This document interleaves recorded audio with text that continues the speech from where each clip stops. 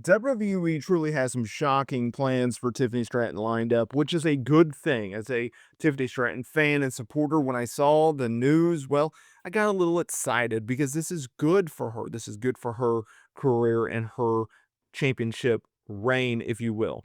Because if you look at the last year or so, she won Money in the Bank, earning herself a championship opportunity anytime that she wanted. She then went into a feud with Bailey, and she was aligned herself with Nia Jax, and she was part of War Games, and she was part of the Women's US title tournament, right? In which she fell short to Mishin in the semifinal. She beat Nia Jax for the Women's Championship in January on SmackDown. She went into a feud with Nia Jax. She got to team up with her idol Trish Stratus to go over Candice LeRae and Nia Jax at Elimination Chamber, right? She defeated a Charlotte Flair at WrestleMania, and then she went back into a feud with Nia Jax. They worked a handful of matches on SmackDown, and it was June 27th in Saudi Arabia in which Tiffany Stratton finally went over Nia Jax for once and for all in a last woman standing match, and now WWE is pivoting towards the future. Now, when WWE first announced that they were going to be hosting a Evolution 2 Premium Live event on July 13th, well, fans were wondering what would be for Tiffany Stratton. Who would be for Tiffany Stratton? And WWE answered those answers because, or answer those questions rather. If they answered answers, that wouldn't be good either. Now, WWE taped the July 4th episode of SmackDown on the June 30th Monday Night Raw TV event. They set up a significant match. And when you talk about significance, I don't think people understand how significant this truly is. So, what happened was Tiffany Stratton is going to be facing Trish Stratus because WWE has opted to bring back Trish Stratus, a legend, for a nostalgia pop and an easy win for the current champion, right? Trish Stratus showed up. She confronted Stratton. The segment ended with a championship match being made official for the all-women's PLE on Sunday, July 13th. Now, this marked Stratus' first appearance since March, obviously, Elimination Chamber, and it was reported prior to this that her return to WWE TV was right around the corner, with the company being keen on having her involved in Evolution 2. Now, obviously, Stratton and Stratus, they are no strangers to each other with the previously mentioned Elimination Chamber tag team match. You also got to keep in mind that this is a dream scenario for a lot of fans, and this is a dream scenario for Trish Stratus and Tiffany Stratton. If you recall, WWE Money in the Bank 2024, Trish Stratus appeared in a backstage segment during the show. One of the interviews was interrupted by Tiffany Stratton after she had won Money in the Bank.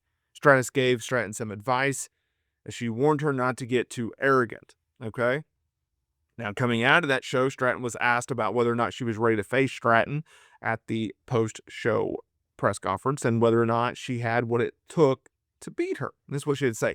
Listen, those are two different generations. Trishy times. She is one of my idols in professional wrestling, and I'm ready to get into the ring with the GOAT, which is high remarks. And I've done GOAT conversations here on the channel before. I would say that Becky Lynch is now the GOAT. For the longest time, I had Trish Stratus as my GOAT. I think Becky has surpassed her. I mean, she's even beaten her. So I think that's where that goes. But regardless, if you look at what WWE has done to set up this match, it is significant because you could make the real argument, and I don't think they're going to go in this direction, at least from a storyline and mentioning it and hyping it up on TV, but I would certainly think, okay, what if? Okay, because you could make the case that Trish Stratus doesn't have many matches left, right? Like every time she finishes up a run or every time she does a match, you're like, well, that could be it. And she has retired twice in the past, right? She retired in what, 2006 in the Lita match. She retired as a women's champion. She obviously retired in, I believe, Toronto at SummerSlam when she faced Charlotte Flair. So I understand there is a history of Trish Stratus coming back, doing a program, quote unquote, retiring from wrestling, only to be drawn back. But if you look at her age, you look at um, where she's at in life, obviously as a mom, obviously running businesses, I would I could make the strong argument that going out in a championship match at a historical event against a women's champion, against someone that you really held in a high regard and have a ton of respect for, putting over Tiffany Stratton in a women's championship match and retiring in the process and calling it quits, that would be a pretty interesting way to go out. Now, I understand that WWE, they've already kind of got the retirement thing kind of flowing with Bill Goldberg retiring at Saturday Night's main event when he challenges Gunther for the World Heavyweight Championship literally the night before. And I understand that we're 12 days away as a recording of this video. We're 12 days away from Evolution 2. But if I'm WWE, and if I'm Tiffany Stratton and Trish Stratus, I'm going, hey, Trish, do you think this is it? Do you think this is going to be a retirement match? Because if you do, and if you honestly believe, hey, no more after this, I would throw in that retirement, right? I really, really would. Why wouldn't you, right? Why wouldn't you want to go there? Because you can really get some extra eyeballs on this situation and go, hey, this is going to be Trish's last go around. What if? What if we hype this up as a retirement match? What if we go there and do this, right? Like you could make the argument that maybe Elimination Chamber earlier this year, being in Toronto, being in Canada, Trish's home country, well, that would have been the moment to do the retirement match. I would agree. I'm not disagreeing with you, but I would say this I feel like Trish Stratus, if you do a retirement match for her, it needs to be like a true retirement match. I want the build.